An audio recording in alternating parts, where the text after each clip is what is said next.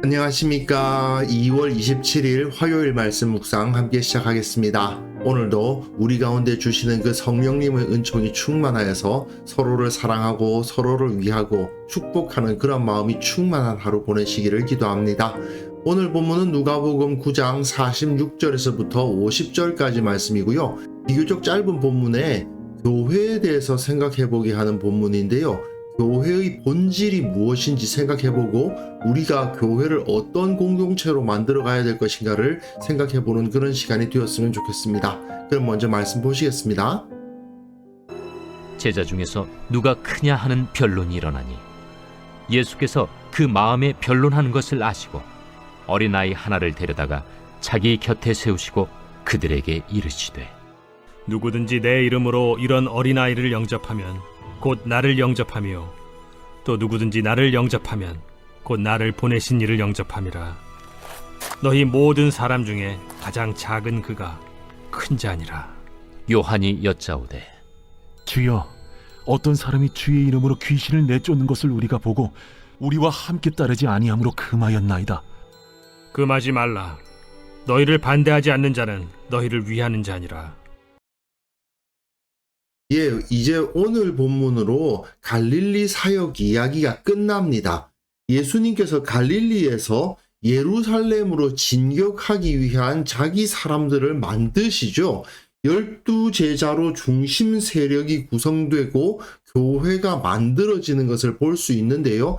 아직까지는 좀 부족한 모습을 보이고 있는 것은 사실입니다. 변화산 사건을 통해서 예수님의 영광이 드러났고 그 영광의 주님께서 예루살렘으로 가셔서 거기서 별세하실 것이다. 그것을 보여줬는데 정작 산 밑으로 내려와 보니까 현실은 녹록치가 않죠. 특별히 산 아래의 현실을 보면 제자들의 공동체였던 교회가 예수님으로부터 능력을 부여받았음에도 불구하고 그 능력을 제대로 발휘하지를 못하는 모습, 그리고 또 예수님의 능력과 은혜를 체험했음에도 불구하고 그 무리들이 얼마 지나지 않아서 예수님께 등을 돌릴 것이 뻔하게 보이는 현실, 그러한 현실 가운데 제자들의 공동체가 놓여져 있다는 것을 어제 본문까지 살펴보았는데 사실은 오늘 본문까지가 교회의 현실을 보여주는 부분이라고 할 수 있습니다. 그들이 뛰어넘어야 할 문제죠. 그 능력을 온전히 발휘하지도 못하는 교회, 그리고 하나님의 은총을 받았음에도 불구하고 주님을 온전히 따르지도 않는 사람들, 그러한 현실에 놓여져 있는 교회가 내부적으로도 그다지 튼튼하지 않았다 하는 것을 보여주는 부분인 거거든요. 왜냐? 첫째는 제자 중에서 누가 크냐 하는 서열을 따지더라, 계층을 따지더라 이겁니다. 수직적으로 누가 높고 누가 낮냐의 문제를 따지기 시작하는데 사람들이 모이는 곳에는 언제나 이런 모습이 있죠. 그런데 예수님의 제자들의 공동체에서도 이런 일이 나타나더라는 것입니다. 이건 어떻게 보면 인간의 동물적 본성이라고도 할 수 있는 부분이거든요. 이건 분명히 사람이 하나님의 형상으로서 뛰어넘어야 할 문제였던 것이죠. 그래서 예수님께서 그 마음에 변론하는 것을 아시고 어린아이 하나를 데려다가 자기 곁에 딱 세우십니다. 예수님이 어쨌든 그들 중에선 제일 높은 분 아닙니까? 결국 그들은 다 예수님의 제자들의 공동체니까. 그런데 예수님께서 그 곁에 누구를 세우느냐? 어린아이 하나를 세우시는 겁니다. 예수님 곁에 선자가 누구다? 베드로, 야고보, 요한이 아니고 어린아이 한 명이 오더라 이겁니다. 그리고 예수님께서 말씀을 하시죠. 누구든지 내 이름으로 이런 어린아이를 영접하면 곧 나를 영접한 것이다. 이 어린아이에 대한 사랑이 곧 나에 대한 사랑이고 어린아이에 대한 존중이 나에 대한 존중이다 이 말씀입니다. 또 누구든지 나를 영접하면 나를 보내신 이를 영접함이라. 예수님을 영접하는 것은 곧 하나님 아버지를 영접하는 것이다. 너희 모든 사람 중에 가장 작은 그가 큰 자니라. 예수님께서 보여주시는 교회의 질서는 바로 이것입니다.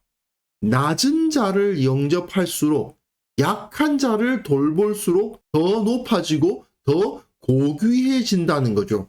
사실은 여기서 영접한다는 표현은요, 손님으로서 후대하는 것을 의미하는데요. 어린 아이에게 그런 태도를 갖는다는 것을 이 당시로서는 상상하기 어려웠습니다. 어떻게 보면 현대에서도 어린 아이를 손님 대접하고 영접하기 그렇게 자연스러운 건 아니지 않습니까? 하지만 예수님은 이렇게 어린 아이와 같은 사람들, 낮은 사람들, 어디 가도 영접받을 만하지 못한 사람들을 영접하는 것이 주님을 영접하는 것이다. 그리고 주님을 영접하는 것이, 예수님을 영접하는 것이 하나님 아버지를 섬기는 것이고 영접하는 것이다. 높아지려고 노력할 게 아니고, 더 커지기 위해서 노력할 것이 아니고, 작아지기 위해서, 낮아지기 위해서 노력해야 된다는 거죠. 그렇게 했을 때 그 사람이 진정으로 높은 사람이 된다는 겁니다. 그리고 또한 요한이 여짜오되 주여 어떤 사람이 주의 이름으로 귀신을 내쫓더라 이거죠.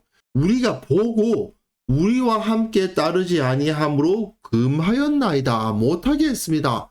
그런데 예수님께서 뭐라고 말씀하십니까? 금하지 말라. 너희를 반대하지 않는 자는 너희를 위하는 자니라. 이거는 계파를 따지는, 인간이 수평적 분열을 보여주는 거죠.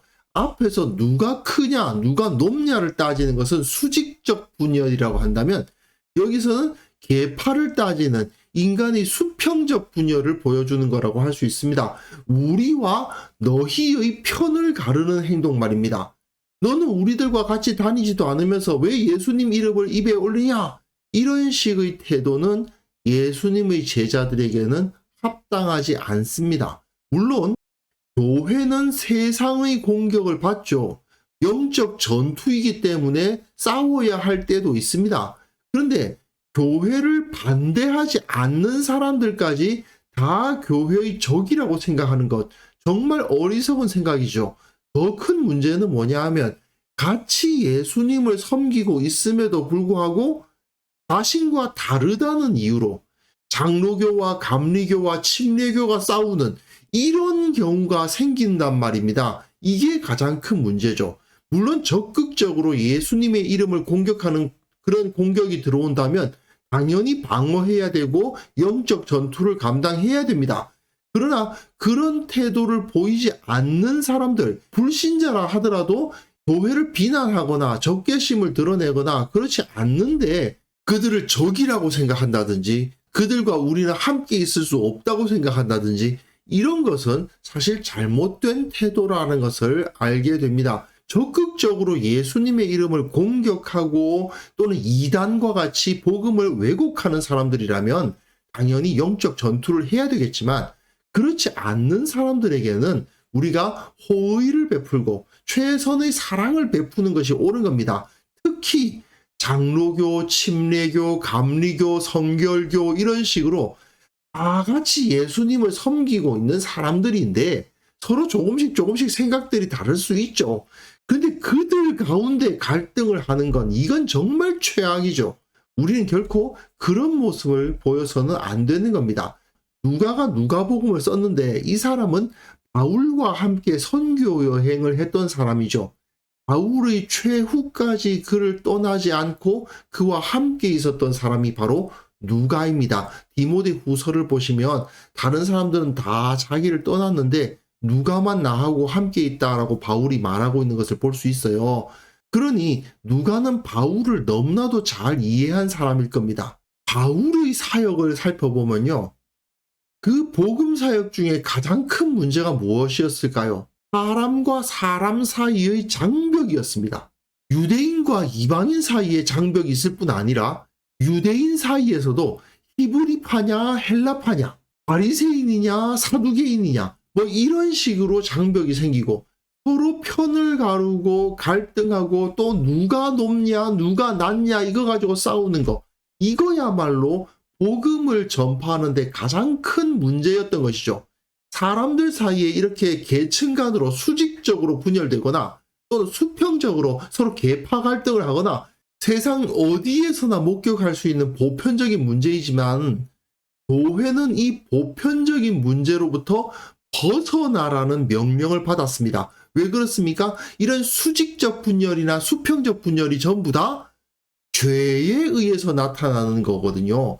교회는 그 죄로부터 자유로워지기 위해서 노력하고 자기 자신을 갈고 닦고 주님 앞에 나아가서 믿음으로 주님의 능력을 받는 사람들이죠. 그러니 교회는 세상과 달라야 됩니다. 세상이 그 죄 가운데 빠져 있다 하더라도 우리는 거룩함을 통해서 그걸 이겨내야 됩니다. 그러니 교회 공동체가 가져야 되는 가장 첫 번째 특징은 온전히 하나 되는 것이고, 그 안에 높고 낮고가 없고 너네들 우리들이 없고, 그래서 예수 그리스도의 몸이죠. 서로 다른 모습을 가지고 있음에도 불구하고 하나가 되는 거, 그게 바로 교회 아닙니까? 그 교회의 정체성을 바로 세우지 않으면 교회가 세상에서 힘을 나타낼 수가 없는 겁니다. 교회가 세상과 똑같이 누가 낮고 누가 높고 너네 파 우리 파 이렇게 나누고 있으면 교회가 세상을 어떻게 변화시킵니까? 오히려 세상의 조롱거리가 되고 말 것입니다. 그러니까 목사가 일반 성도보다 높은 거 아닙니다. 장로나 권사가 집사보다 높은 거 아닙니다. 장로교가 감리교보다 더 거룩한 거 아니에요. 그런 거 갈등하고 그런 거 나누고 하는 거 정말 어리석은 행동이라는 것을 우리는 철저히 기억해야만 됩니다. 교회 내에서 이런 현상이 나타난다면 세상적 가치관이 교회에 들어온 것에 대한 증거이고 그야말로 망할 징조입니다. 우리는 세상에 보냄을 받은 거룩한 자들 아닙니까? 세상에서 서로 계층을 나누고 너네 파 우리 파를 나누는 것을 깨뜨려가는 사역을 우리가 세상 가운데 들어가서 행해야 할 자들인데, 교회 가운데 그런 일이 있다면 얼마나 답답한 일이겠습니까? 그래서 이 시간 함께 기도하실 때는요, 우리가 겸손한 마음으로 교회를 섬기고 낮은 위치에 처하는 것을 기뻐하게 하옵소서. 모든 성도들이 서로를 사랑하고 섬기고 온전히 하나 되게 하시고, 우리 한국교회 높고 낮고를 따지지 아니하고 우리 파 너네 파를 따지지 아니하는 온전히 하나 된 공동체가 되게 하여 주옵소서. 함께 기도하는 시간 가졌으면 합니다.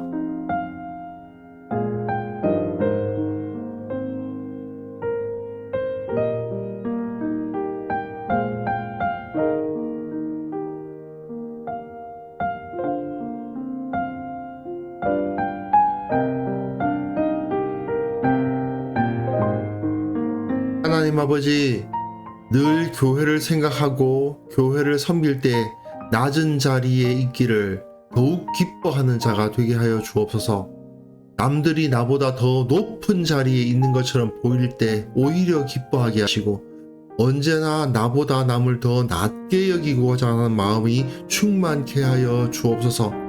우리 교회의 모든 성도들이 다 이런 마음을 품게 하시고 서로를 사랑하고 섬기고 하나 되는 것을 기뻐하는 공동체가 되게 하여 주옵소서. 섬김을 통해서 기뻐하고 하나로 연합했을 때 주님께서 함께 기뻐해 주신다는 사실을 깨닫게 하옵소서. 한국 교회를 위해서 기도합니다.